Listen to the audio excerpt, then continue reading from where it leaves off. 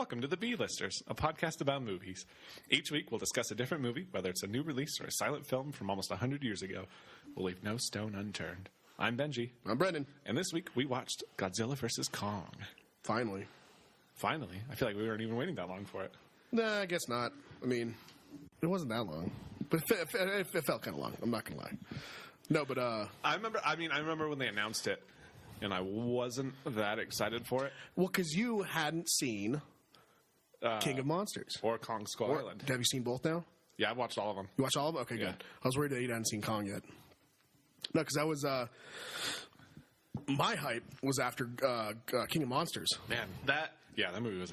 Oh, my gosh. So that we'll get down that road, but... Starting with Godzilla from, 2014? 2014, yeah, with Aaron Taylor-Johnson and Bryan Cranston. Which is still one of the... it is a darn good movie, man. It's okay. It's okay? Wow, that's the first time hearing of this. I really liked it because we saw it in theaters together. Did we see it in theaters? Yeah. Oh, my God. You're right. Yeah, so we saw that 7 years ago. Wow. And it was good then. But then after rewatching it, you see Godzilla for like 10 minutes, which is a bit of a letdown because the movie is literally called Godzilla. So that's going to stem probably the biggest conversation we have, which is, when is it too much people and too little Godzilla? This movie specifically. The whole movie was all building up humans. Like their story, the human story. Right. Which isn't supposed to be the case. Right. Well, and also it doesn't make sense that they do that and then just kind of get rid of like most of the human story for King of the Monsters. None of the movies actually, except, okay, you can argue Millie Bobby Brown and what's his name, her dad, Kyle Chandler. Yeah, Kyle Chandler. You can argue. I mean, that was kind of a cop out, in my opinion, to continue them. Yeah. But they're the only two characters that reappear. Right. Well, besides Monarch. Right. Those people. That is what it is. Yeah. But the whole movie of Godzilla, I mean, that's the biggest thing that people were hating on was you title Godzilla. There's like no Godzilla. Yeah, it's literally just at the end, and you see him for like 10 minutes. But when you do see him, oh, it's awesome. It's one of the greatest parts. I mean, the build-up is really cool, but I wish that they built it up less and showed him more. See, but that also reflects from the originals. So the original Godzilla, back in the day, in the 60s, was all the human story as well. It was kind of what was the people's reactions and how they dealt with it and the total fear and chaos of it all. But you know, you're talking fan service. People want to just see the monsters. Yeah, which wasn't at all what the first one was. No. It was just like, they were like, hey, we got Aaron Taylor-Johnson. We're going to make a movie with him and then have Godzilla in the background. Which was fine. Like, it was a good movie, but when you look at that compared to the other ones that came out after that, it's well, then you can inarguably the worst of the three. You can do it right with Kong, Skull Island, which was kind of the opposite, where the human stories were actually somewhat interesting. Right. And each character actually kind of was fun to watch. You know, Samuel L. Jackson, I mean, Shea Whitman. Yeah. All these guys. Tom Hiddleston. Yeah. And that paid off. That paid off. Yeah. That movie was good. John C. Reilly. Jeez. Yeah. They kind of disband that in King of Monsters, which they kind of listen to people. Yeah. Which it was mostly... But it is good because it doesn't feel like the people are the main part of the story. No. So, I did not like any of the characters in King of I will say this. The storyline for King of the Monsters, bad. Yeah. It's bad. Yeah. I didn't enjoy that part, but all of the monster battles were so good. They did a couple of the characters dirty. Like, Rodon was done dirty. Like, he showed up and just pretty much was gone. Yeah. You know? And I think that they did dirty with Mothra in this one because that was the big setup everyone was waiting for. That's true. I enjoyed every moment that Mothra was on screen. Every moment. That was awesome. But it wasn't enough. It was like Godzilla in the first Godzilla. Yeah. But that whole end scene with King Ghidorah, I mean, that was one of the best well-shot, I would say CGI affected movies. There were so many shots of Ghidorah that didn't look real, but I think it was just because like nothing like that exists. Oh, for sure. But it was like that uncanny valley kind of thing, where it looked too real to be real. Yeah, And I don't know. there was actually 3 different people doing motion capture for King Ghidorah, which I didn't really, because they do motion capture for all the monsters because you need some kind of reference for it. But it's weird to think that they did a whole scene shot with like 4 dudes acting like giant lizards and giant. That's hilarious. I want to see the behind the scenes of that. That's pretty funny. All right, so going into Godzilla versus Kong. Before we get into the actual movie, I wanted to ask you, what is your deal, or what is your thoughts on this whole HBO Max thing? We wouldn't have been able to watch this movie. That's true, because there are no theaters open in New Mexico. New Mexico, there's no theaters. We haven't had theaters in over a year. Mm-hmm. I guess we have the one drive-in. Right, but that and sometimes shows new things. Sometimes. It's more of kind of like a classic kind of thing, and I know that... Where did you guys go see... What was it? Labyrinth, or what was it you guys went to go see? Gosh, we saw a bunch of stuff. We saw Friday the 13th. We saw... Was it Rocky Horror Picture 2? No, it was... gosh, what was it? I can see... Princess Bride. Where was it, though? It was at the Balloon Fiesta Drive-In. Oh, okay. But it wasn't an official drive-in theater? No. Okay. Well, see, we don't have anything like that. Yeah. We don't have any like real theaters open right now. So you can talk to anybody here in New Mexico, and they're probably through the moon that they can actually watch these movies. I do love watching them on HBO Max. I wish that I could pay for them, actually. I would like to give I want to get back. Yeah. Yeah. Which your $15 HBO Max fee is not covering that. Right. Like for Justice League, I would have paid so much money to see that. Well, that's what I think. I'm stoked that we got to see it for free. Yeah. But like, it takes away from the hype. It takes away from the build-up for me. I know Disney Plus... They're doing the $30 subscription, which I really premium, like. Whatever it is. We had talked about how much we didn't really care about Black Widow, but after the new trailer that just came out, we'll get it. I'm going to watch it. Yeah, we'll watch it. We'll watch it. That's going to be a whole nother... Yeah, maybe we'll do an episode on that. We'll see. Depends on how we like it. Yeah. Yeah, it really just depends on if we like it or not. But I think HBO Max is doing a wonderful thing. I think it's awesome. I'm excited to watch The Suicide Squad in August. Mortal Kombat next month. I mean, come on. But this month. I don't think that this is... I think the fear in people's heads is this is going to take over. Right. Which it's not. It's just like a temporary... It's not. We know, like when, the Batman with Robert Pattinson comes out next year. We're going to go to the theater. I would happily drive out of state to go to a theater for that one. And I mean, you talk to anybody that they're craving the theater experience, and it's like people want to go pay to see a movie. Yeah. Don't sit there and assume that theaters are gone. Right. Just because some are. So, yeah, unfortunately. With that being said, I think I was pretty excited to sit back, come home after work, and watch it whenever. Pause it. Yeah, that's what we do. God, I can get up and go to the bathroom. I don't have to worry about a darn thing. Jeez. You don't have to worry about getting back and having someone whisper what happened while you were gone, and people going, "Shut up!" It's like a whole different movie. Yeah, gosh. You don't have to yell at people if they're on their phone.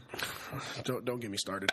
I love movie theaters, but I hate seeing a movie in the theater. Yeah, no, I totally understand. Like I love seeing them, but it's like I guess because people just get to me. So going in the movie, man, we're picking up 5 years after King of Monsters. Yeah, and 40-ish years after Kong Skull Island. Oh, goodness, you're right. Yeah, because that takes place in the 70s. That's one thing I had to explain to Stephanie. She kind of forgot that it was in the past. Yeah. And the whole thing with the size difference. Yeah. That was the big thing. Because they said that he was an adolescent in Kong. He was like a teenager, essentially. Yeah. And now in this, I mean, that opening scene shows just how big this guy is. Massive, dude. So I'm glad that I will say, I really enjoyed the fact that it was mainly a Kong movie over being a Godzilla movie. Taking the words right out of my mouth. Yeah. King Kong, this is his movie. And it should have been, in my opinion, Kong 2. Yeah. This should have been Kong 2. It's kind of like how Batman vs. Superman, which is essentially a Man of Steel, too. No, for sure. It's kind of like the same thing. It's more the focus on the characters. Yeah. But it was seeing Kong that big. I mean, and I got to say, this is the best version of Kong we've seen. Oh, by far. I mean, you can go classic. You can say the original, just because of the times and all that. Right. But then like Peter Jackson's King Kong, which is just more of like a CGI giant ape, which really didn't fit. This dude, like, you could see the emotion. You can see him thinking. Dude, the CGI, even in Kong Skull Island, the CGI for Kong was incredible. And that they called back in the beginning of him walking through the river. It's the same thing that we saw in Kong. And it was just like him just strolling, just doing his thing down, Yeah. And then just taking a whole tree Yeah. And using, I mean, just like, oh, Just God. ripping off the branches. I was like, what is he doing with that? Everything about that was amazing. I think one of the coolest aspects that they added to Kong's story was Gia, the little girl. Oh, the little girl? The fact that Best they part of the actually movie. cast somebody who was hearing impaired. Yeah. For First that movie. role. First movie. Yeah, I think her first acting credit Yeah. in general. That she might have done like a few commercials. There was, I on her Wikipedia, But didn't really the fact show that she any was of the this. right ethnicity and she was hearing impaired, Yeah. incredible.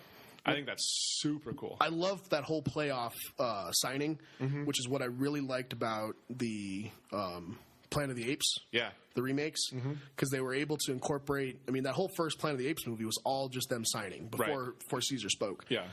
And to see, I mean, because we all know how smart apes are, Right. You know, we all see that, and to see it just kind of realistically, you know, and how like when he's on the boat and he signs home, Yeah. and even everybody knew exactly what had happened. They're Yeah. like, he just spoke, Yeah.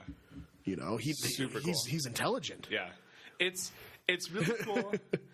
It's cool to see them kind of almost humanize him. Oh, for sure. You know, like they're obviously making this his movie, so they're giving you more of an emotional attachment. You gotta humanize him. He's one of us, you know. Yeah. And you can go down that rabbit hole if you want, but you know, he's our ancestries, and he's human. You Yeah. know? So that was a really, I mean, just watching that play out was enough for me. Yeah. The whole beginning was seeing her in the dome, and then the whole boat sequence. Yeah. That was just. I remember seeing that scene in the trailer in the rain, and you couldn't put two and two together. We actually thought it was just a regular sized person. When he goes down and they touch fingers. Right. So I was kind of shocked that it find out that it was her, but it all makes sense now. Yeah. Gosh, man, the idea that, or they play off in the trailer that Godzilla is attacking humans, I thought was a little BS. Right. Which it obviously was. It was, but again, because you knew exactly what was going to happen. Right. You knew that it was BS. You knew that there was going to be some kind of twist on that. Right. I don't like trailers playing off of obvious twists Yeah. for shock value. Yeah. No, You know what I mean? I totally understand that. So that was a little frustrating to see that, because we knew his attack was for like an average viewer who doesn't know a lot about the history of Godzilla.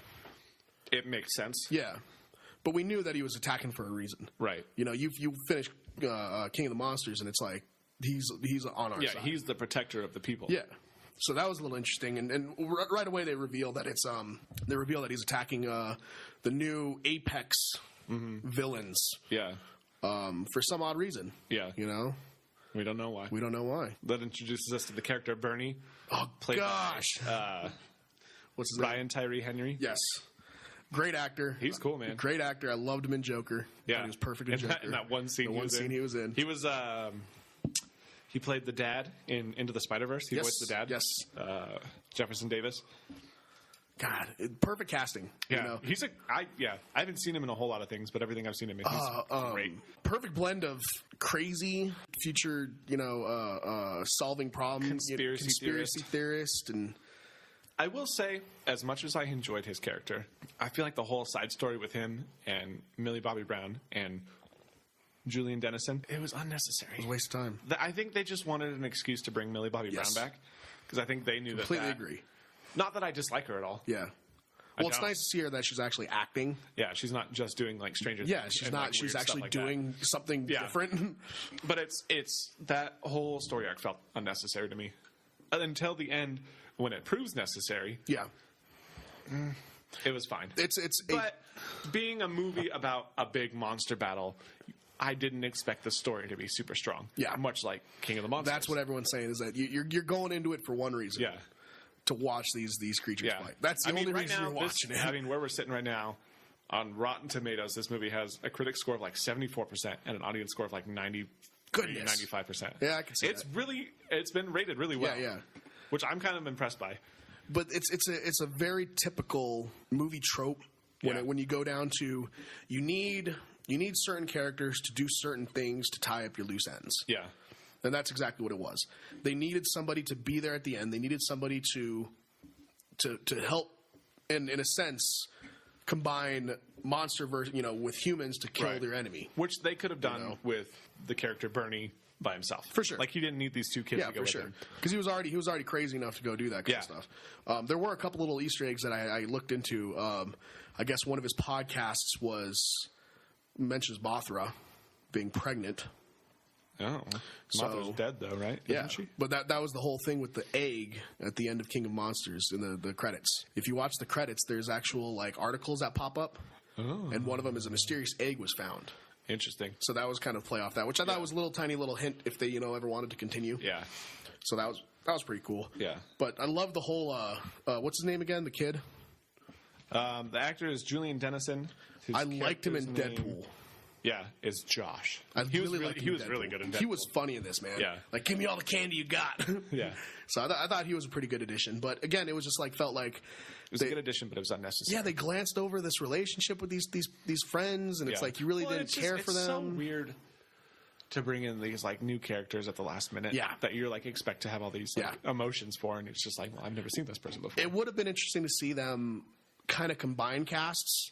Yeah. And see like Aaron Taylor Johnson come back. That would have been cool. I was actually really hoping for that. Yeah, just like don't introduce us to anybody new. Yeah, just kind of bring everyone back. Have already been around. Because then you can tie up all these movies, and you're not wasting time on random think honestly, stuff. if instead of bringing like Millie Bobby Brown back in that, if this Bernie guy went and found Aaron Taylor Johnson, and they did that together, that would have been so cool. Because he's the one person that knows pretty much everything that's happened. Yeah, and what's going on. He's been there since the beginning. Yeah. Can we just mention how weird it was watching Aaron Taylor Johnson and Elizabeth Olsen? I'm so glad you mentioned that. Be a married couple and the be a married couple be in a movie and with then just be their brother and sister. Oh gosh, that's the strangest thing in the world.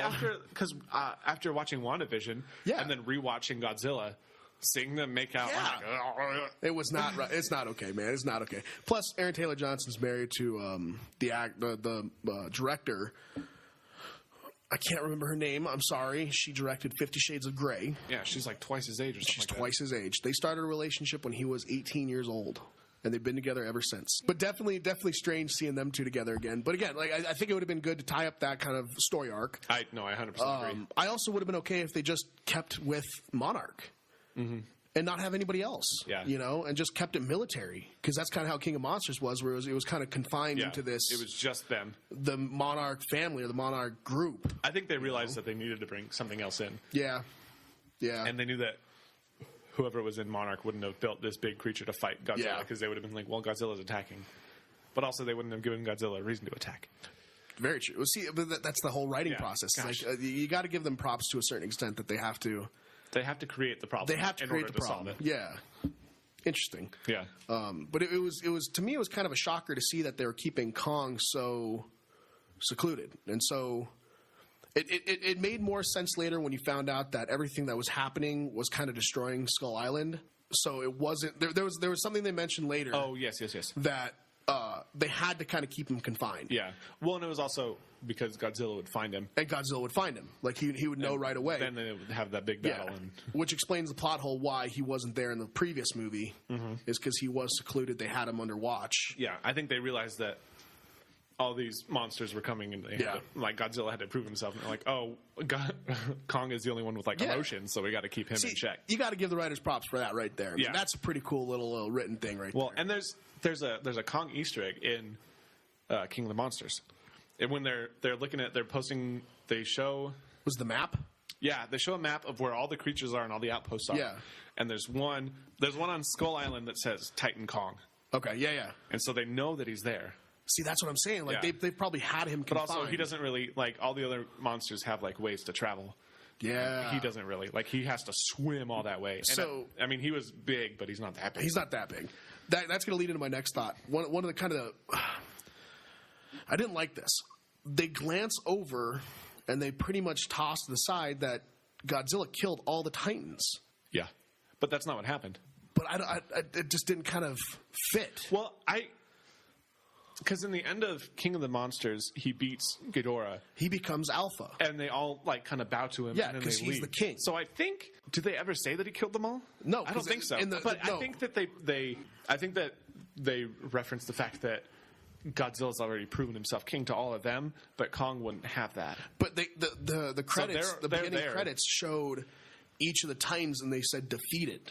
Oh. I don't know if that so means I don't know how that, dead. but yes, that's what I don't. Means that I think it was an easy way to himself. glance over all the rest of them and focus on just the two. I think they were trying to build up to this movie all along. Which makes sense. And that was just like the easiest way for them to do that. The original Godzilla vs. Kong, which is one cheesy ass funny movie. Dude, all of those Godzilla movies are cheesy. But they're so, it's nostalgic, man. Yeah. But in the original, I thought it was kind of funny that when Mechagodzilla, spoiler alert, Mechagodzilla comes in. If you don't know that by now, we've already spoiled so much of the movie. Mechagodzilla comes in by a alien race that can shapeshift. Yes. And that's who sends Mechagodzilla. This story is at least better than that. I'm glad we didn't see that. Yeah. I thought the whole story arc of them needing to find the power to power Mechagodzilla in Hollow Earth was really cool. Like them taking Kong down there was... Well, they needed a way to get down there. Yeah. And they knew that if they took Kong down there, he would lead them right to the power source. Yeah. Which he did. But it was more of him also, like they said, going home. Yeah. Which was cool to see. And I really enjoyed the part where he was standing on like the tall mountain with the other part of the world upside down. Yeah. And he touches the rock and it floats down as if that's where gravity was going. Yeah. And he's like, oh, got it. And then jumps and then lands right side up. But upside down. See, that was a really cool display of his intelligence. Oh, for sure. I thought that was really cool for sure. I mean, he's one smart monkey, man. Yeah, that's undoubted. I do think, again, like I'm going to keep circling back to this. I hated the human aspect of that Hollow Earth situation. I loved that we saw it and that they mentioned it in the last movie. Yeah, it became reality. I didn't realize it was going to be this big of a part of the movie. Yeah. That this Hollow Earth theory was going to come true. But once he got down there, I mean... It was really cool. But besides those stupid spacecraft... or the heaves. Is that what they called them? Heave. God. Yeah. I'm sorry. I did not like the design. I thought they took it out of it just for the grand scheme of things. Yeah. I thought the scene of them like going down into Hollow Earth... Yeah. It reminded me a lot of both Interstellar and both Ant-Man movies. Oh, I can see that. Yeah. And I thought that was cool. And then, like, I like the design of them. The thing you got to think about is somebody built those tunnels. Like when Millie Bobby Brown and her characters are going down there, and you saw the tunnel. Yeah, that's probably cool to think about. Somebody actually had to build those. That's things. True. You're right. You know, I think it was cool to give a home to all these Titans and where they came from, and they weren't just like dormant or just like laying down. Well, it's something that is very like science fictiony, but also for sure. Looks real. Yeah. And I do, like you said, I do like that it was this dual gravity kind of thing. That's really cool. Which once you kind of grasp that and see that, that's like, all right, that's pretty cool. It reminds me of the movie Upside Down with Jim Sturgis. Yeah. Same thing where there's two Earths. Yeah, that's really, really cool. So with all the nonsense beside that, I was thinking about with these ships. Yeah. Him getting to that throne. Oh, it's so cool. I was like, he's going to sit in the throne. He's going to sit in the throne. And he just sits back and he just like chills. With his axe? With his axe. Which makes sense because that was like, everyone was wondering how he got the axe. Yeah. It's his ancestors. So do you think that, oh, no, because it has to be their ancestors because Kong was younger. Right. Yeah. I think that there was, obviously Godzilla has to have some kind of ancestors. So I want to know how old Godzilla is. I don't know. Yeah. I would probably around if he's as big as Kong, he's got to be around the same age. Yeah. So because all we know is that he was awoken when we did the atomic bombs. That's all we know. Right. Yeah. So that would have been he would have been way older. Because they said in the first Godzilla movie that he appeared around the bombing of Hiroshima. Yeah. We awoken him, but So who knows how long he was alive? But he obviously at some point had to have for sure ancestors. Yeah. So I think that came from one of them. That's what I think. Made by one of Kong's ancestors. That's what I think. Because they said they have an ancient rivalry. Yeah. But that was just seeing that, and then the whole power source they keep talking about. And the fact that he could charge up that axe too. God, dude. Which I thought was just like a cool thing that they added, but then they actually used it later on. Yeah. Which is really cool. Well, it was cool to see that in King of Monsters, his atomic breath was so deadly. You feared it. When you see him blue, you're like, oh, it's about to hit the fan. But like, you blew it. But seeing this, like going up against Kong, it was like he could actually step up against him with this atomic breath. Yeah. And I didn't think that was possible. I thought it was cool after he charged the axe when Godzilla just like shot his atomic breath straight down into Hollow Earth. Oh, for sure. Oh man, I didn't know what was happening there. I was like, okay, wait, whoa. Yeah. Like you see him and it just goes straight on down. I was like, there's no way the dude's going through the core. The craziest part about that to me was when you see Kong in Hollow Earth, and then he climbs up, and then you realize after he gets into Hong Kong how big he actually is. Oh, yeah. Because when he's in Hollow Earth, it's giant. Yeah. And so he looks like a normal sized monkey. Yeah, yeah. And then he walks up there, and you're like, holy moly, he's his hand coming up. It just like made you forget how big he was. Yeah, yeah. I also want to say right before that, when Godzilla appears in Hong Kong, it was a very cool scene with him like walking through the city because it was really like reminiscent of like the old Godzilla movies. Where it's him like, walking through Tokyo. Yeah. I thought that was a really cool shot. Bouncing off that, I think one of the biggest aspects for me that I really, really, really enjoyed, the point of view shots. Yes. So Lee and I had a disagreement about this because she didn't like them. What? Yeah. What? I mean, they used it like what, twice? It was like 3 times, something like that. Yeah. I thought they were so cool. To me, it was a way to kind of see how Kong was seeing things. That's what I liked about it. You know, and it wasn't overdone. It was enough seconds. They did it just a couple times. Yeah. And for short periods of time every time. But also just the way they focused in on each animal when it was happening like that. It was well shot. Yeah. It was different from King of Monsters where you have these wide-angled shots of like, you know, giant things kind of happening. You're more up and you're right into that. You're right into the action. Right there. Yeah. You know? So I thought that was really cool. I actually really liked that. That was also one of the things I enjoyed about the first Godzilla movie. Yeah. When you saw it from like the point of the view of people on the ground. Like the scene with the school bus. Oh yeah. Oh yeah. No, that was really cool. Yeah. That whole fight was really cool. Well, I want to if we're going into fights, I kind of want to jump back into our first fight. Yeah. I think it stands a little higher than the second one. Not as much as the third one when we get Mechagodzilla, but I do like that Kong was in Godzilla's playing field. Yeah. And I liked that he still stood. He still held his own. And he still held his own. Yeah. And even though it knocked him on his butt and he like out of breath, he still did. Oh man, and him pulling him down into the water. Yeah, trying to drown him. And like the blows he still got underwater. There was one part where he jumps onto like the aircraft carrier. Yeah. And Lee pointed this out. It was like a very classic callback of him picking up an airplane and throwing it. Yeah. Kong. Yeah. I was like, And the dude's like, eject. Yeah. And just throws the whole thing, man. Yeah. You're like, this plane ain't going to do nothing to freaking Godzilla. I thought that was cool. That was the only thing. That was a scarier fight. Yeah. Because you're like, Kong's in open water. Yeah. Like, he has nowhere to go. He's got nothing. Yeah. Which kind of makes you suspend disbelief when it comes to him jumping across aircraft carriers. Because how big he is. Yeah. I'm sorry, but there's no boat in the world that can hold that kind of weight. Well, and then Godzilla gets up on it too, and you're like, no. So this is like 10 million pounds. Suspend disbelief, but I mean, it's a did giant like that. monster movie. Yeah. You kind of have to do that straight from the beginning. But it was a good. I think it was a good intro fight. I think that was a great setup. It was scary. Yeah, to what was going to happen. Yeah. Oh, for sure. But the second one, I mean, once we get into Hong Kong, it's brutal. It's brutal, and at first I was kind of annoyed with the lighting. Oh, I love neon lighting like that. I like the neon lighting. I think it's so cool. I think Steph kind of pointed out is like they definitely use the neon lighting because they wanted a night shot. Yeah, it helps the contrast of what you're seeing in front of you, which makes sense. And after kind of rewatching a couple scenes and kind of like getting used to it, I like it. Yeah. Okay. I didn't like it at first.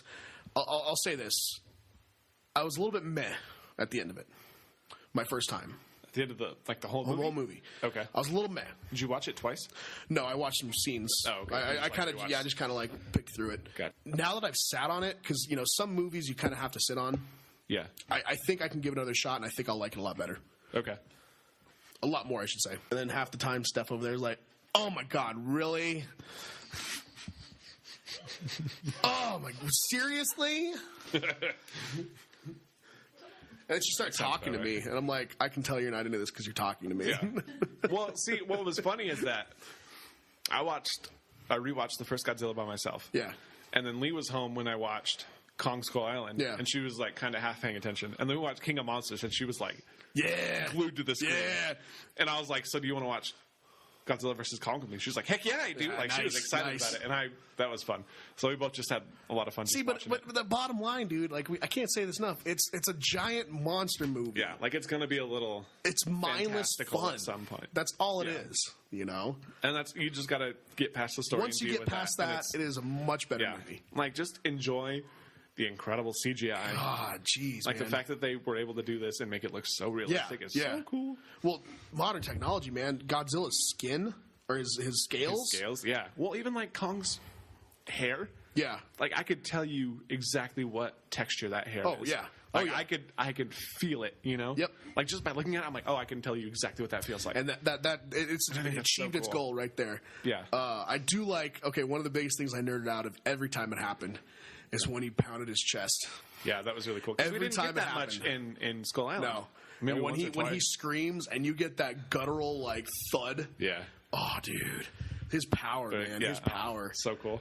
Again, I'm going to, we were sitting there, Kong all day. Yeah.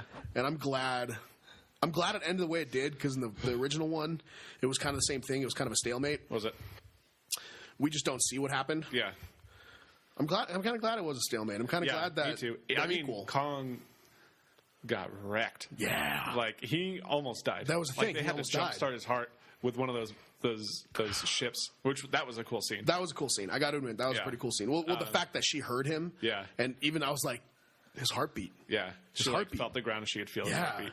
How did you feel overall about Mechagodzilla? It took me a little while afterwards to realize that they had one of Ghidorah's heads. Yeah. Inside of Mechagodzilla. Right. And I thought retconning the character in the King of Monsters, Tywin Lannister's character. Oh, yeah. The villain. Yeah. I wanted to see him. Yeah, it would have been cool if he was like the main bad guy. Yeah, I wanted to see him more. And it explains the post-credit scene of him having the head. Oh, I didn't even know the post-credit scene. Yeah, so in the post-credit scene in King of Monsters, they acquire one of the heads. Mm. So that's why Apex has that makes sense. The skull. I thought they would have just like found it, and that was all I needed. I think it was for a story point. It makes sense that you had the head that Sarasawa's son was using. I didn't like that they made him Sarasawa's son. No, I didn't like that either. I would have been fine if it was a random person. Yeah, exactly. But I was like, your dad would not have ever approved of this in any way, shape, or form. The only reason I think he did that was because he thinks that Godzilla was the cause of his death, even though he's the one that sacrificed himself. Yeah. But again, that's complex story. I mean, if that were the case, I wish they would have at least like mentioned that. Yeah. They don't even mention that he's his son. They just call him Sarazawa. That's all the name. And you just kind of have to assume. Yeah. But I do like that when you hear a Japanese man say Godzilla. Yeah. It's just, it takes you back, man. It takes you back. But to the two skulls, the two heads, makes sense. They needed a connection. They needed some kind of thing. Story details that I don't think really needed to be there. No. I mean, none of the story details really needed to be there. I don't like that it's, some, egotistical corporate head thinking he can take over the world. You know what I mean? That's a very overused. It's a cop-out. Yeah. At this point. I liked the CGI. I think he looked good. Yeah. I thought he was too skinny. He was too skinny. He was not as burly as Godzilla. No, but he was still strong. He was still strong. Yeah, like he almost wrecked Godzilla. I liked his different weapons. His hands were a little funny. I kind of had to get used to how they like spun. Yeah, for like no reason. The overall best thing, I think a lot of people would agree with this, is that his atomic breath was pretty much equal to Godzilla's atomic breath. Yes, which was pretty freaking cool. Yeah, and I don't know if you caught this. He tried to kill Godzilla the same way Godzilla killed the Muto. From the first movie. Mm-hmm. Yes. Yep. That was cool. I love that lead point of that. She didn't even see the first movie, but I told her about that scene, so she knew. That is so cool. Yeah. And then last minute, of course, you get Kong jumping in and just that was a pretty epic shot when he grabs his head while he's atomic breathing, and it just like this whole just all over the place, man. I thought that was pretty cool. Well, I like that part when Kong grabs his head because he grabs his mouth. Yeah. And then shakes his hand off his his fingers were in the mouth. Yeah, dude. Yeah. And you could and then when he was holding Mechagodzilla and he holds out the axe and Godzilla uses his atomic breath to charge the axe, and then Kong just goes ape. Yep, goes ape. That whole thing where they finally have to work together again, something you kind of typically expected. But I predicted. I thought one of them was going to die. Oh, for sure. But I'm glad neither of them did. Well, it's kind of disappointing now that you said that. It would have been a ballsy move to kill one of them. Oh my god! I when they were spending so much time on Kong, I was like, they're going to kill him. Yeah. Like they're going to give us all these feelings for him. Oh god! See, now that you say that, I can rewatch that and be like, I can feel the exact same thing. Yeah. I'm disappointed that with how much money all these movies have made. Yeah. And I don't think they're. I think what is it? King of Monsters was critically hated. It's one of the worst ones that fan bases liked. Yeah. I don't get that. I think it's not as bad as superhero movies. Yeah. I think it was because the story kind of fell flat on that one. And I think that critics look more for that than the crazy cool action They're not scenes. there for the fan service. Yeah. It's just disappointing the fact that going into this, it's uncertain what's going to happen. They definitely left it open for like another Godzilla movie. Yeah. More so than a Kong movie, I think. Well, I like that. I just don't know what else they would do. I was reading into the director, and he was saying that the reason they didn't add anything or do post-credit scenes or anything like that, it's up to the fans and how they react if they want to do something else. What will they like? What won't they like? You know? Adam Wingard is the director. He did... VHS? And VHS 2? No, he just did one that... he did Death Note on Netflix. Ooh. That anime to live action. Ooh, buddy, that was a bad movie. Ooh, that was a bad movie. I didn't even see it, but I know it was bad. So it's kind of cool that this dude kind of turned it around. Yeah. I will also say, did you catch who was the composer? No. It was Junkie XL. No, Yep. Seriously? That makes a lot of sense. That makes a lot of sense. I saw that during the opening credits, and I was like, because it calls him Tom Hulkenberg, which is his name. Yeah. Didn't credit him as Junkie XL. Gosh. But I was like, okay, no, that's a lot better. Okay, that makes it a little bit much better. Which is why the score was so good. Yeah. I don't know, man. I think it was a pretty fun movie, I should say. Yeah. It was lacking in story. But I wasn't expecting. I'm not upset about that. Fantastic story from that movie. Like I was like, cool. It's just a big monster. See, it's hard to find that even balance of good story with fan service fighting. It's hard to find that balance for a blockbuster to pull in your audience and make a lot of money. Mm-hmm. And they have to sacrifice one or the other. Right.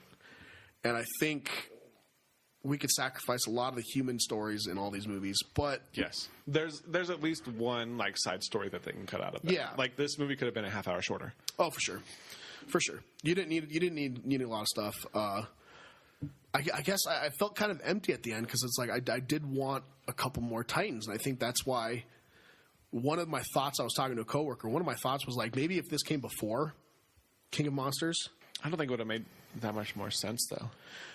They could have tweaked some stuff, but what I'm saying is like they build you up with all these kaiju, and then you go down to a one-on-one. Yeah, brawl. I mean it would have been cool if they did like a if they had brought Kong in during King of the Monsters and had him like fighting his way up through the other kaiju. Okay, that would have been pretty bad. And then have Gojira come in at the end, and have them both fight him. That would have been cool. I would have been okay with that. Yeah, I would have been good with that. It just felt like King of Monsters had a lot to live up to. Yeah, just with the fights. I think it exceeded that. And I think this, just with Kong alone, it made it worth it to me. You know, but I still stand by it, man. King Kong was best part of the movie. Best part of the movie, man. Best part of the movie. That little girl, that whole thing. I mean, okay, so I did want to mention. One of the biggest things me and Steph were really pissed off about. The random woman that shows up that's the bad guy's daughter. Oh, gosh. That has 2 lines in the entire movie. She just shows up to go to Hollow Earth and then bounce and then die. And, like, they kept looking at her, like, the camera, and she'd just be like these stupid looks. Yeah. Again, you know? Unnecessary side story. Oh, my God. They could have just they could have just sent Alexander Skarsgård. Yeah. And just had him be that character. Yeah. I do got to say, I was pretty pleased with Alexander Skarsgård. I thought he was a pretty good character. Yeah. Me and Steph both mentioned that it's nice to see him be able to do a badass role and then turn around and do this really goober, nerdy guy. Yeah.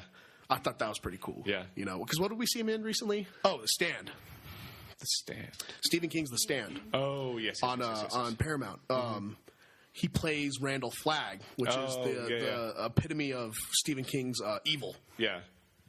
Played it pretty well. Yeah. He's a creepy dude in that. And he does some really crazy stuff in that. Like I said before, I think afterwards, after sitting on it, I liked it a lot better. Yeah. Okay. Good. It was definitely a lot more fun than I realized. Right. I'm going to go back, watch it again. Yeah.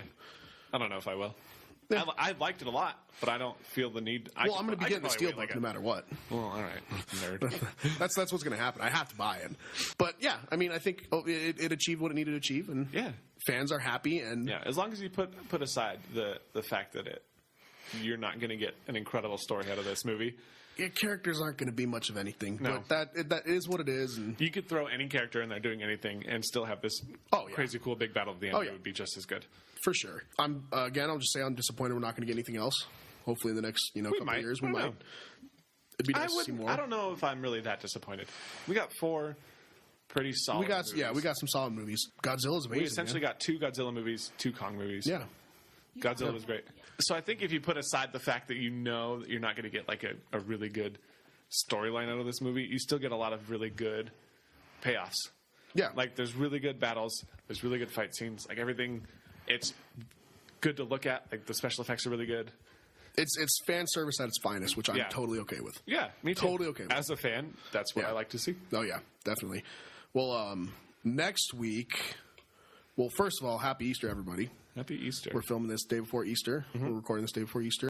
So this week is Brendan's birthday. Yeah, buddy. So we're doing a movie of his choice, which will be Trey Edward Schultz Waves by A24. What year did that come out? 2019. Okay. Kind of a different pace again. Yeah. We're jumping back and forth here. We did a couple big budget. We're doing, we did, Justice League. Then we went straight into a indie film. Yeah. And then we're going back into a big budget film, then back into an indie film. Yeah, I like that. And then, So I think that's pretty fun. Yeah. It's going to be a major tone shift. And it's going to be an interesting... from the trailer. Yeah. Yeah. It's going to be an interesting conversation compared to these. Yeah.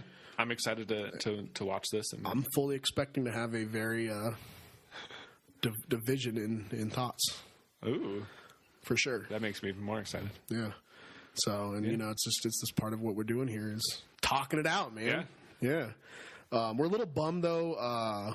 We had to shift our Mortal Kombat back a week. Yeah. They did get it delayed. We got a good movie coming in its place. Yeah. We're switching it up. So, look forward to that. Yeah. That'll be fun. Well, thank you guys so much for listening. Yeah. We've been getting a lot of really good feedback on everything. Yeah. I'm happy with it. Yeah, I'm glad that we're now on Apple Podcasts because that's where everybody's listening. Pretty much. That's the number one thing. It's like almost 80% of our listeners. Share with people. Yeah. Yeah. We just love hearing from you guys. Love seeing how you feel about it. We love having this conversation. Yeah. We would like to have that conversation with you. So I'll see you next week, buddy. Yeah. Yeah.